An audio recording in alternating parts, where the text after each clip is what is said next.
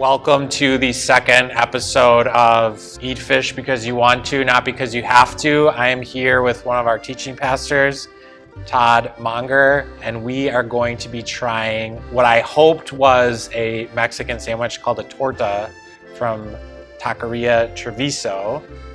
They don't sell fish tortas, so we have 2 fish tacos to try. Fish tacos. Todd, tell us a little bit about yourself. Well, my experience with the fish goes way back. So originally from Australia. So growing up on the coast, deep sea fishing. Really? Sometimes, yep. In fact, I thought it was strange coming to the U.S. and having to get a license to go fishing. Because you don't need a license. You don't need a license. Really? And I've been fishing and caught nothing. So I could never understand why I would have to pay to get nothing. To catch nothing, yeah. So anyway. But I just actually came back from Australia. So Did you fish? I did not fish, but I ate fish and chips because it's a British thing. But I bought the fish and chips to Australia. Okay. And we eat fish. It's deep fried. It's good. Yep. But so this is probably tacos. Not deep fried. No. Last week we had Culver's, that was deep fried.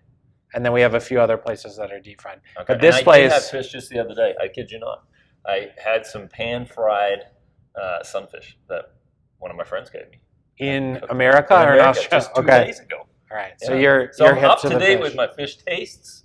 Awesome. So feeling excited about I love the that. fish. So my idea for this whole thing is, if you're not that familiar with Lent, people sacrifice things because Jesus sacrificed for us, and then that became sort of a forced sacrifice that became sort of this religious duty. And so we're pushing against that a little bit, but then at the same time, I love fish sandwiches. So I have always loved and not understood this period of American history when fish starts getting sold, but it's because in the 1960s, Catholic bishops told Catholics that they couldn't eat meat on Fridays. Fish is not meat, I guess. Guess. That's what I don't know. I would have put it in the meat category. I would put it in the meat category as well. But I'm not Catholic, not important to me. But I thought it was a kind of a cool opportunity to talk about, like, what do we do because we want to and not because we have to? Because I eat fish because I want to, not because I have to. And spiritually, I think our whole idea of a church at Mercy Hill is to do things that we want to do or that we feel like God is convicting us to do, not because an external force that isn't God is telling us we have to do it. So, although there'd be a consequence if we don't. Yeah. Right? So in some respect. Yeah. So this is verde sauce. That's spicy though, right? Not usually. Are you a spicy I'm guy? honest, but, ketchup's kind of the top of the line for me. Okay. You might not want that. I don't It's know. not Is it spicy, spicy? but no, not really. Right. Okay, and then it looks like we got some brown sauce. So what do you dip it in it, or do we? I was pour it gonna on there? I was gonna dip and eat. No double dipping. No, that's why I'm confused. So I'm gonna dip and eat. Do you want to dip or not? Yeah, I'm committed to the cultural experience. Okay. What if I don't get any fish in my first bite? Do I get a rebite? Yeah, you can eat the whole sandwich on All camera. right, here we go. I don't taste the fish at all. You got to really commit to it. There's like a lot of cheese. You got to commit to it. I might not have a fish taco. You're not supposed to clean the fish. You're supposed to eat it. Doesn't that look like brown meat? Oh, there's fish in there. I got some. Mm-hmm. This But is the really... onions and the cheese really does hide it in there. I mean, this is a fantastic bite of food. It was tasty. For me, but not... If I was like, I really want a fish sandwich, this would not scratch the edge. Here's my thing. I'm taking the fish out. Okay. Right. And you're tasting it separately? I'm tasting the fish. Okay. Fish does not have a very fishy flavor. Is that good for you or bad? No, it's just I like the pretty fish. bland. Okay. And because I got all the onions on it and the cheese and the tortilla. I had a cauliflower taco the other day. A fried cauliflower. Kind of in the spirit of, what does it matter once it's been deep fried? Right. And then that saved me a couple of calories, which... There you go. So That's tasty, though. I could definitely put a few of those away. So as a food, I would say 2 thumbs up. As a food, I would say 2 thumbs up. But as a fish... Let's go with the fish experience. I'd go 1 and 1 for me. I don't even know if I'd go 1 and 1. If I'm going for a fish experience. Okay. I feel like it's too hidden in there. All right. I wanna have that true fish.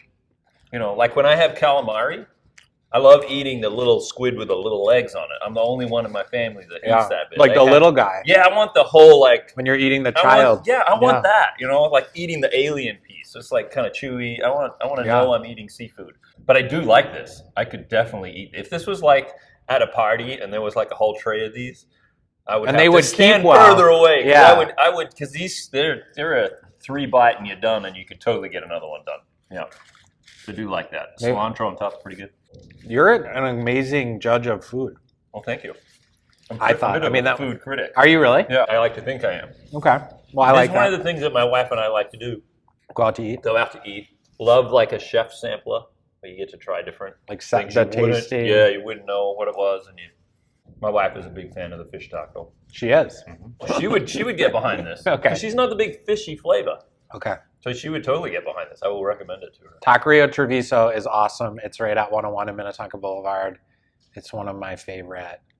Well, places to if you're eat. at church today, you should find someone at church and invite them to go try some of this after church. Remember in the old days where you used to get together with people for lunch? Find someone you don't know, pay the extra money for them, and say, "Come to lunch. Let's go try the tacos," or whatever these things are. What do There you call go. them? I mean, I wanted it to be a torta, which is That's a right. Mexican sandwich influenced by French baguettes that were brought over, much like the fish and chips was brought over Ah, there from you go. England to And I didn't know what a Australia. torta was. I thought it was just when I teach my kids, like my daughter, I taught her how to do something. that was what I thought. I wasn't sure. So I learned stuff, right? I'm not very culturally sensitive. I know a lot about culture, about Australia, and a little bit about America. That's about the extent of my cultural experiences. So you're just bringing them into it. I love that. So did you ever do Lent as a person Did in your not spirit? do Lent at all. In fact, as we talk about this, I'm trying to think back to my childhood.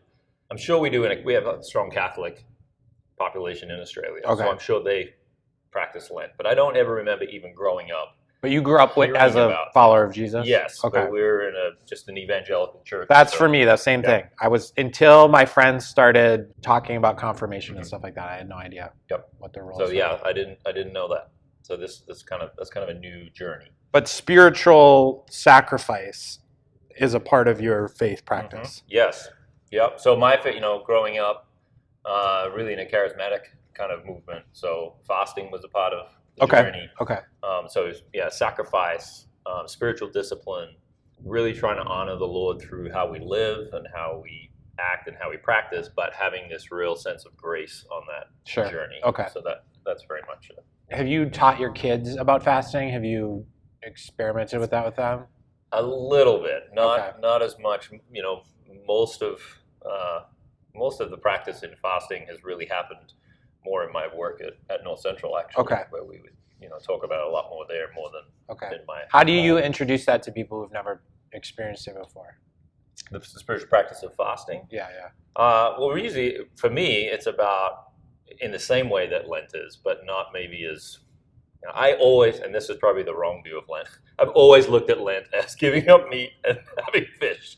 Right? No chocolate, right? Yeah, Yeah, none of this yeah. stuff. And I think fasting has always been this idea that you have to give up food, and you have to give up all food. And so really that practice of fasting is this giving up of something that maybe we've become dependent on, or maybe that we yearn for or have a striving for, something like that, and putting that aside, and that in those moments where we are triggered, for lack of a better word, that we say, you know what, I am fasting this, and when that happens, because my body is desiring it, I'm going to desire the things of the Lord, whether that be prayer, or whether that be reading my Bible, or just being more intentional about a discipline to say, I don't need to always do what my body says, Oh, yeah, yeah. and I'm going to That seems important. replace it with a spiritual, Yeah, I don't want to say practice, but a spiritual activity maybe. I love that.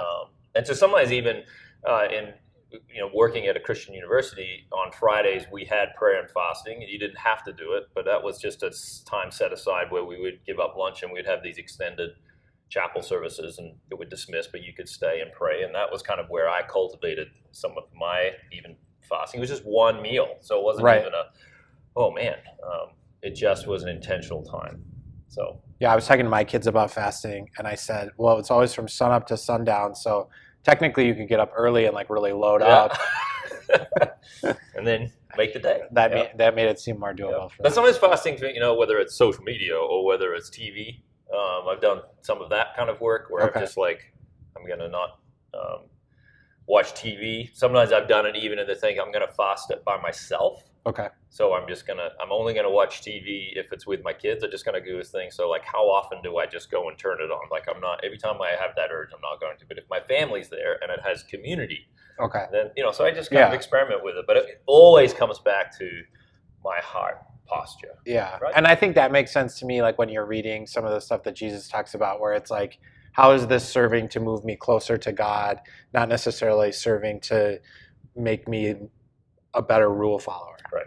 So. And because of my work that I've done, I've also seen people that use fasting as a cloak for something else, right? And there's a misleading of fasting. Like I would talk to people when they're fasting when really it's a weight loss program, right? But they're trying to spiritualize it. And to me, that's been another thing that I've had to talk to people about. Yeah. Right? It's like, oh yeah, I'm fasting, and that was a way that nobody was going to touch me if I used the God card. Okay. Right.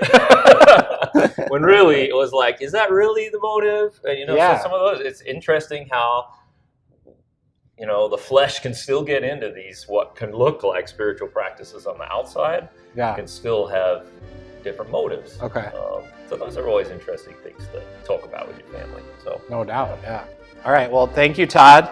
You can enjoy the rest of your fish I taco. You're going to talk, and then I have to. I didn't want to. Yeah, I get when I do these, I get to finish my food, and I was very impressed because you were like, "Yeah, let's just keep going." Well, thanks for being in my videos.